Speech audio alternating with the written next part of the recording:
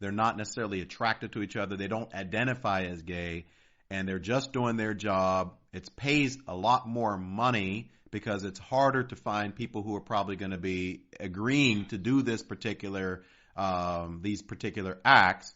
And then you're saying that these guys are stimulating themselves watching heterosexual porn, masturbating, so that essentially when it's time for them to climax, then they say, hey, go get back in there and finish up so we can capture it. Because it's not naturally something that you're like, oh, I'm attracted to this person. It's naturally, I'm about to naturally climax. The sad part is they kind of lean into this tension that we've probably created to create that clear picture. So you're not getting back in there. You're doing that in a room full of people. Like there is no privacy. You're in there with a room full of people. So the sound guy is still in there. The cameramen are still in there. The directors are still in there. More often than not, you're in a studio full of people and you're sitting there like an idiot masturbating so that you can climax. So that because if you don't get paid. Wow. Okay. So, also,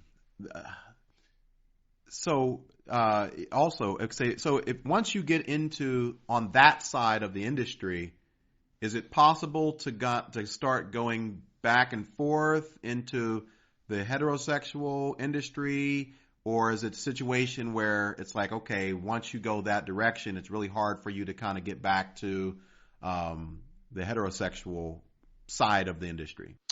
So 10 years ago when I was in the industry, it was an absolute, like, once you did that, you couldn't go back. But really, there are cases that people were in that industry and left and they had a hard time getting jobs and eventually, they started getting hired and they worked a few times. But like more often than not, there would be girls that would not work with guys who did that.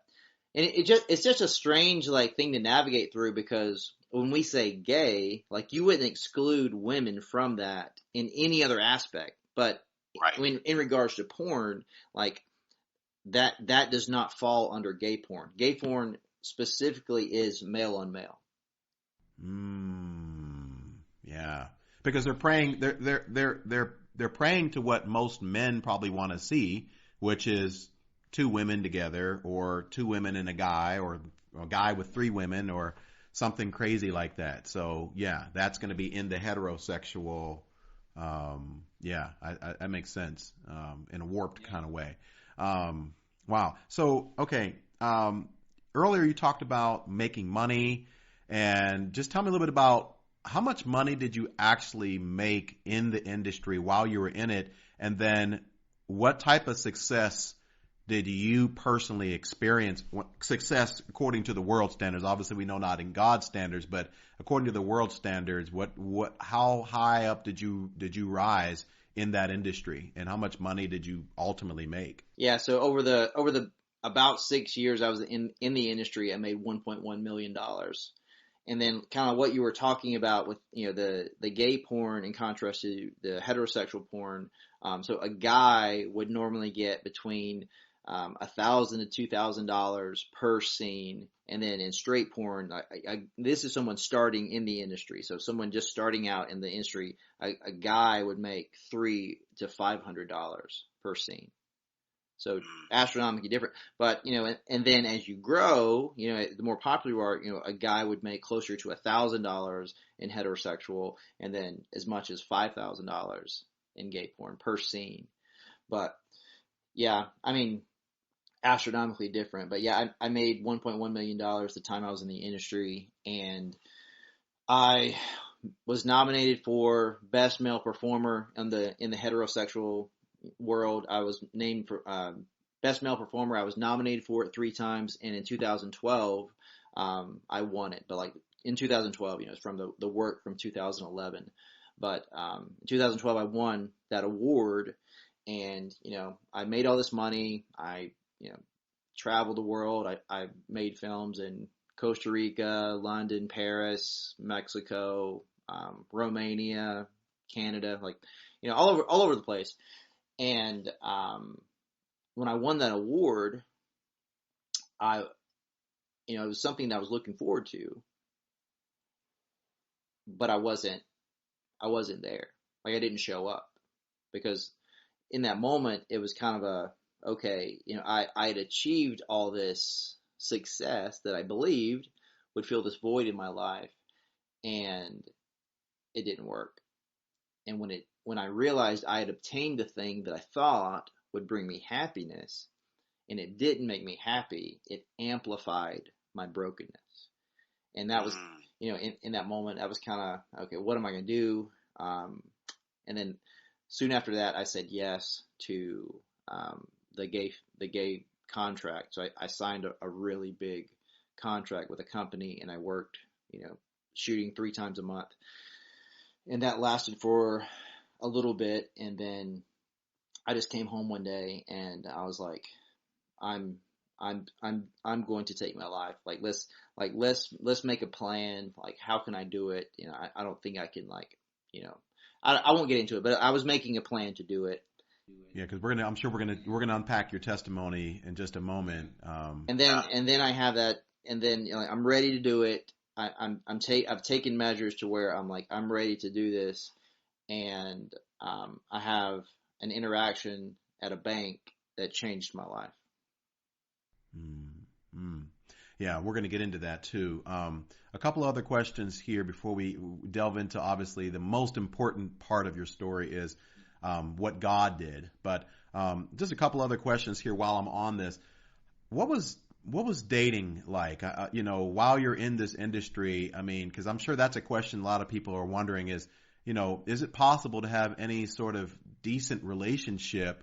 And what was it like whenever you're trying to meet a young lady, you're trying to date her, but then you have to tell her what you do for a living, and did you find that most women were okay with that, or or maybe they just had some sort of resistance to it or whatnot? So what was that like?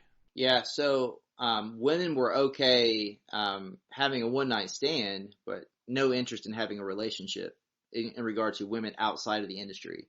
So more often than not, relationships would happen with in between people in the industry. More often than not, you would see women who are dating men, and then, I mean, we could talk about this for a long time, but there's a very clear pattern of women who date men outside of the industry, but those men are angry at the end of the day because there is, even though if it's not addressed, it is infidelity. And they're trying to suppress that, but there's abuse, and there's a long history of murder between someone dating a man outside of the industry and a girl's in the industry. And there's tremendous amounts of abuse and a pretty large history of murder. But for me, that, like, this was probably one of the most mentally unhealthy things that I ever experienced, because so I was dating. There was 3 different people that I dated for a decent amount of time in the industry, and they were pretty well known, pretty popular in the industry. And kind of what I was telling you earlier, a guy in the industry, there's 10 to 15 guys that were consistently working around 20 times a month. So here's the reality. You're 2 people who are in a monogamous relationship, yet having sex with other people for a living.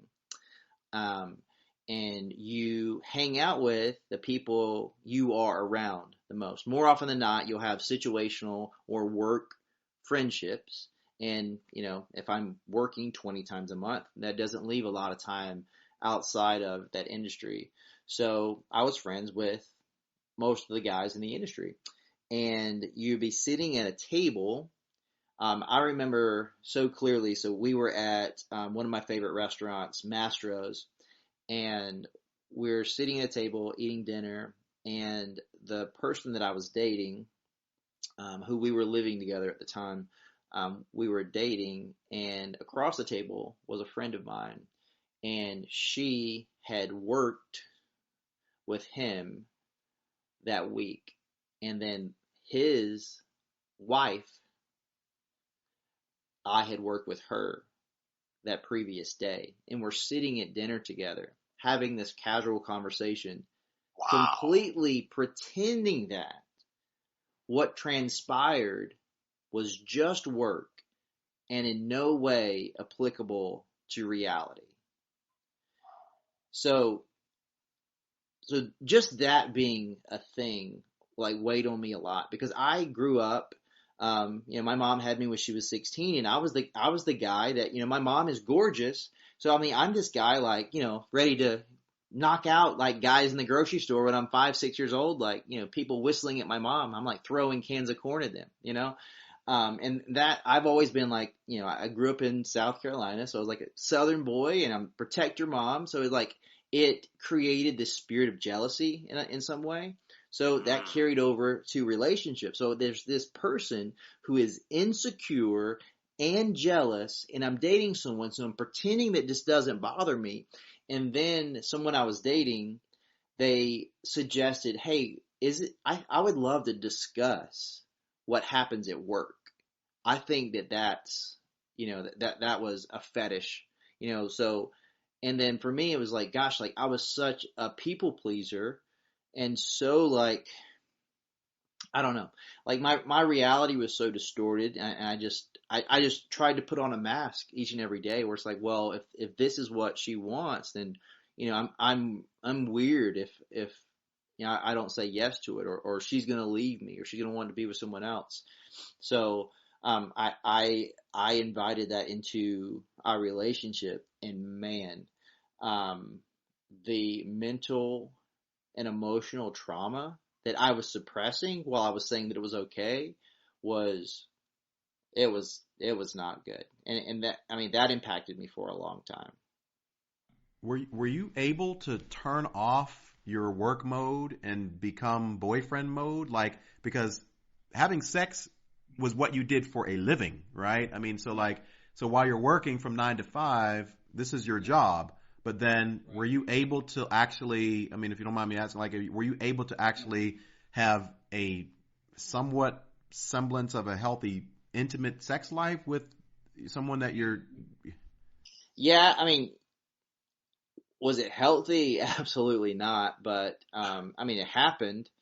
But still, like, right? for me and for them, the reality is, and the reality for so many people who are in the industry, every day you stay in that industry, you come you become more the person you're not and less the person you are. So at that point, like, Joshua Broom didn't exist. So that's why, like, that moment in my testimony, like,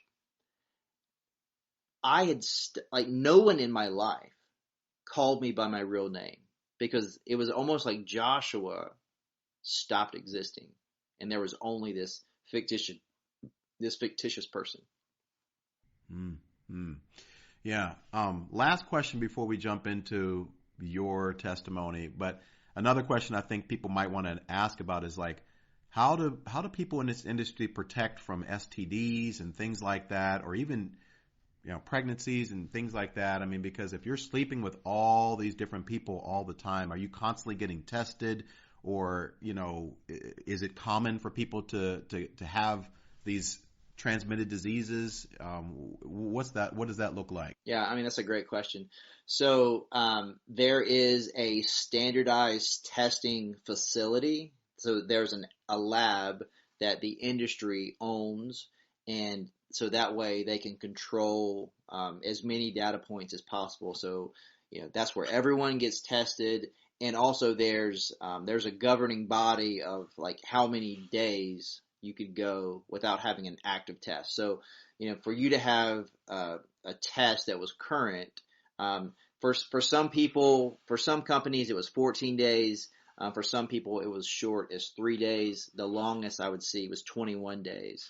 But people would have to have an act, like, that would be the very first thing. So you have to, when you go on set, you have to have two forms of identification and a copy of your test, and then they would look up that test and on a website and make sure that your test was active and it couldn't expire within 2 days. So like that is the way that they're protected against STDs. But the reality is, there's escorting that's going on. There's people, having sex outside of the scene. So, are you completely protected against STDs? No. There's no one that worked that many scenes without getting like chlamydia or gonorrhea. Like there's no one that didn't contract that at some time. Like no one if you stayed in the industry for a long period of time. And then unfortunately that there have been cases of people getting AIDS, but I think I mean like as far as I know, like less than 10 in the last 20 years. But yeah, so I mean does that happen? Yeah. Is there a protocol set in place? Yes, but the protocol only works as well as you protect yourself. So yeah, I mean that is the reality of the industry, and it's just one of those things where like if a normal person got gonorrhea or chlamydia, it could be, it that could scar them for the rest of their life, and like emotionally, like the reality is you go and take a penicillin shot and it's gone in 3 days, but it's like for someone it's like gosh the how dirty you would feel and how betrayed you would feel by another person. Like I can't even imagine. But for me, it was like just it was just part. It's just part of. It's just just like an NBA player getting a sprained ankle. It's just part right. Of, it's just part of. It's just part of being out there, But But yeah. So I mean, that is very interesting. So pretty recently, I think like maybe 3 to 5 years ago. So everything, probably everyone thinks everything is shot in the valley in California. California actually mandated condoms to be for all porn scenes shot because you have to have a permit to be shooting pornography. Yeah, there's a specific permit that you have to acquire because if you don't and someone comes to set and you're not using those, that you're going to get fined. I know it's so strange, but that's real. And so the entire industry pretty much moved to Las Vegas, to move to Nevada because there wasn't those ordinance.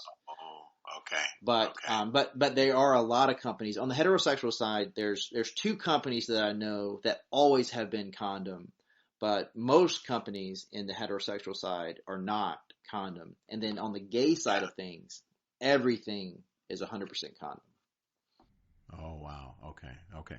So now this is obviously the most important part. We want to transition to how did you get out? What does your testimony look like? At what point did you become a Christian? And man, I wanted to get into this earlier, obviously, because I normally try to keep these interviews to about an hour, but you know what? This is to me.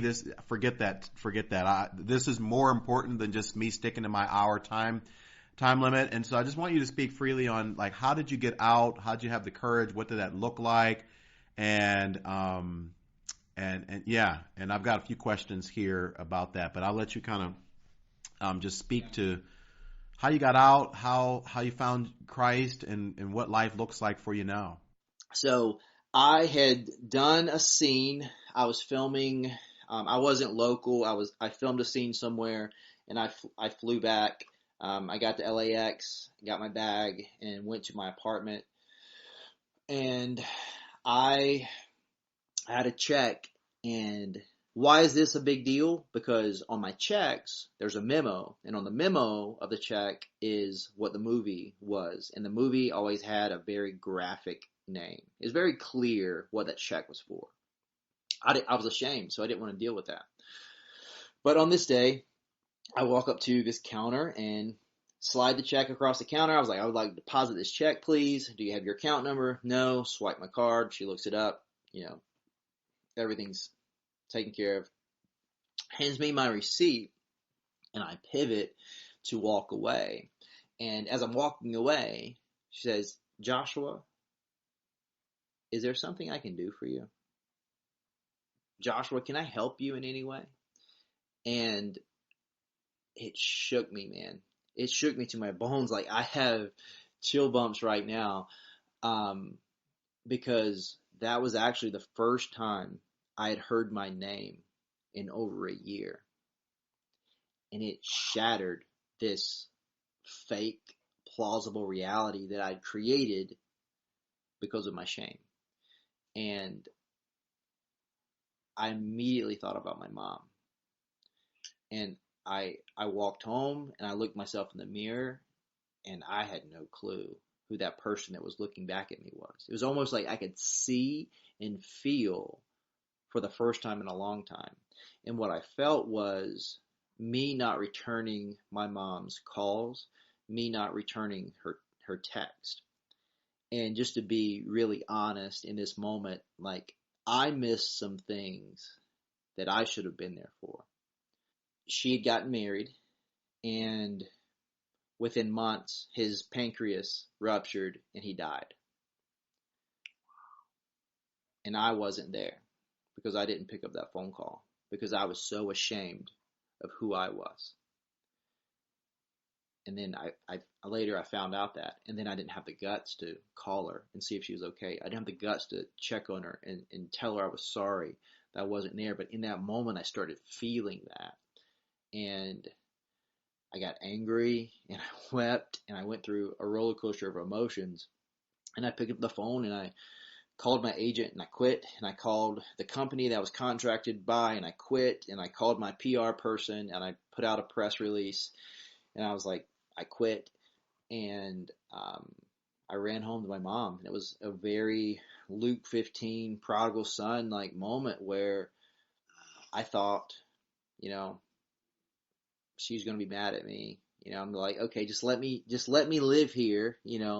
I just don't want to be in the pigsty anymore. I just want to like be near my mom. And she was just glad I was home. I deleted my social media. I tried to change my hairstyle. I did everything I could to try to cover up, me being who I was. But the reality is, because there's so much content and the way it would flow out, I'm working in a grocery store and a gym, and everyone I meet, they're like, "You're, aren't you? You're, are you?" Everywhere I went. At this other gym, I meet this person. They started coming to the gym. And I was like, hey, it's a girl, and I walk over to her, and I'm gonna try to be, my southern gentleman self. I'm like, hey, you know what? Let me put your weights away. I saw you just finish the workout. Let me put your weights away for you. She's like, no, I'm good. I was like, man. I was like, well, can we go out? Can we go out to dinner? And she's like, no. I was like, gosh. And then she's like, well, we can go for a run. I was like, okay, like whatever I need to do to hang out with this girl, sure.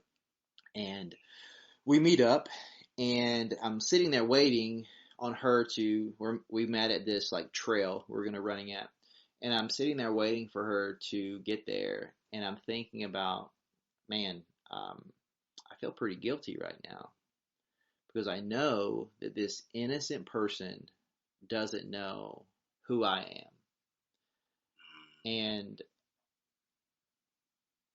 so many people, Alan, I hurt because I was not honest. Because either we became friends and I didn't tell them about my past, or I went on a few dates with someone, I didn't tell them about my past. I was like, you know what, she does not deserve to feel 1 ounce of pain because of something I did. So I'm just going to tell her, and she'll probably just you know she'll probably be nice about it and just not talk to me anymore. Or worst case scenario, she karate chops me in the throat. Like what could happen. And this run quickly turns into a walk, and we're talking, and I was like, I want to tell you something. Um, I did a little bit of porn. She was like, excuse me? What'd you say? And then I told her everything. I told her everything. Like I told her like more than she needed to know or wanted to know, I'm sure. And at the end of that, she just looks at me and says, after a while of me not knowing how she's going to respond, because she obviously was a processor, so she was just kind of, taking that information in. She's like, well, I did not expect for you to say that, but the person I see standing in front of me, like that's not the person that I see, what you just described to me. And I want you to know that a person is not defined by the worst things they'll ever do. Like your mistakes, that doesn't define who you are. And whatever you accomplish in the future, like your greatest accomplishment, like that doesn't define who you are. Like God defines who you are. Like do you know who God is? I had heard about God. I knew attributes about God. And I even went as far as like, I know that, God, he, time, space, and matter came into existence at the same time. So if that is true, then there must have been someone outside of that created all those things. So yeah, like God created everything. God created me. Yes. Yeah. And she was like, okay, that's great. Do you have a relationship with God? And I was like, I don't know. And she didn't ask it like in an abrasive way. She just, asked me that question, and I genuinely didn't know the answer. I was like, I don't know. And then she's like, okay, well, and just shared a little bit about her faith with me, and then she quickly pivoted. she pivoted. She was like, tell me about yourself. What do you like? What was your family like growing up? What is your family like now? What do you like to do? What are some of your goals, aspirations?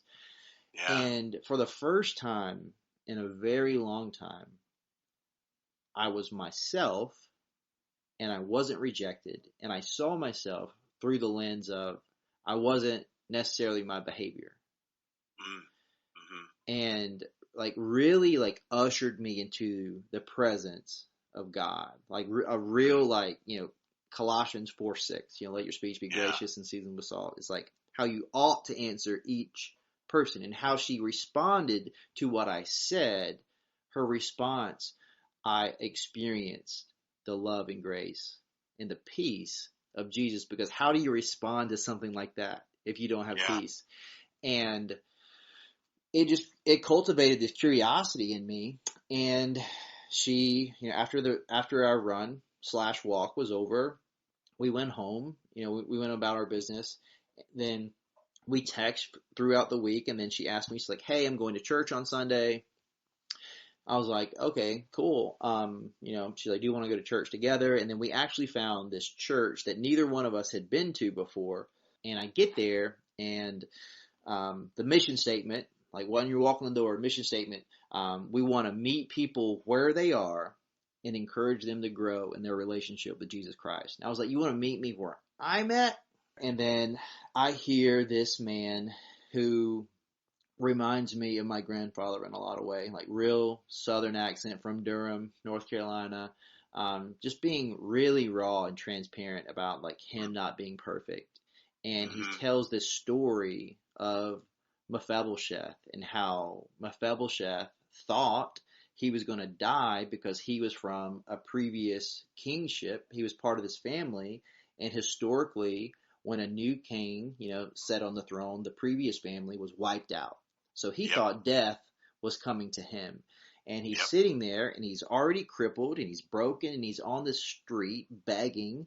And this king's guard comes up to him, and he thinks, okay, this is it. I'm going to die. Yep. And instead, the guard reaches out his hand, helps him up, and he ends up at the king's table. Not for a day, not for a week, but for the rest of his life.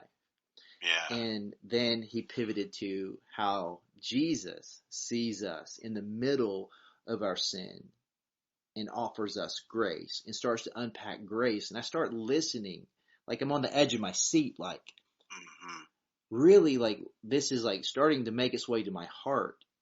Yeah. And, talking about like this is how, God continues to pursue us, like, and through Jesus, this work has been done that we could never do on our own, but it has been done for us, and it's out of love. And talking about, the Father, and I don't know, it was just like something that I'd honestly heard many, many times. All of a sudden became real. So I assume you got saved soon after that, baptized? Yeah, so I in that moment I gave my life to Christ, and I was like weeping, and I was like, I'm an emotional guy. Like I'm, so I was like on my knees, like weeping, and then like ironically, like not my favorite song in the world, but like just like perfect moment, like Good Father was like the song that played like after the service. Oh wow. And just like for me in that moment, it's like, man, the father that I've always wanted, I actually always had. And like for me, it's like, yeah, like from a theological standpoint, like I understood, but in that moment, my heart surrendered, and I felt a lifetime, Alan, of not just the shame of being in the porn industry, feeling like I wasn't enough my entire life. Wow. I felt that void be filled in a way that I don't think I could ever articulate with words, but I just felt peace, and I felt loved in that moment in a way that I can't comprehend. Tell me a little bit about, I'm assuming you and this young lady end up getting married. So expedite the story, but yeah, so soon after that I get baptized. Me and this young lady, her name is Hope, the church's name is Hope, but Wow. we get engaged. We end up getting married. So we've got 3 And kids. this is what year? What year is this now? 2015 we got engaged. Oh wow. Okay, so a couple years removed. Okay. Yeah. So yeah, we got engaged and we got married in 2016. But so we got engaged, got married. I would love to know, like, how does your past affect, if in any way, like you being able to really genuinely connect with your wife? Do you have those thoughts? Do you have those memories, those images? Do you struggle with ever like making comparisons with your wife, with other women that you've been with? And I mean, like I said, that's probably a loaded question right there. I feel like it's an incredible question, but it has a very clear short answer. Okay. What I found very quickly is that I had never experienced love. I had only experienced lust. In everything that I've ever experienced with my wife, it was nothing I've ever experienced before. And so 2 Corinthians 5:17 is real. So the person that she knows me as is not that person because he's dead and gone. And everything that we've experienced together has been love. So love takes sacrifice. It takes intentionality. It takes work. Lust serves you. That's beautiful, man. That's beautiful. Josh, man, this has been an awesome time together, man. And as you can tell, like, man, I just want to hang out with you sometime, man. So if you're ever in Dallas again, man, we got to get together. I have so many more questions that I would love to ask you, but how can people support you? Where can they find you? What's the best way for them to support what you're doing now? We didn't even really get too deep into what you're doing now, but I assume you're sharing your testimony, sharing the Word of God. I don't know if you're on staff at a church or whatnot. You're pastoring or shepherding. I don't know, but what's the best way for people to kind of support what you're doing? Right? Yeah, so I was a pastor on staff at a church up until about a year ago, and my wife and I decided to start a ministry because what we felt like we were called to is to authentically identify, I authentically communicate my story, which under the bandwidth of being on staff at the church, like,